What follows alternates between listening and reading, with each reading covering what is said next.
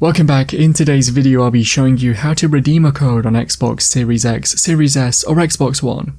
Remember to leave a like and feel free to subscribe if the video helps. Let's get into the method. To redeem a code, first open the Store app.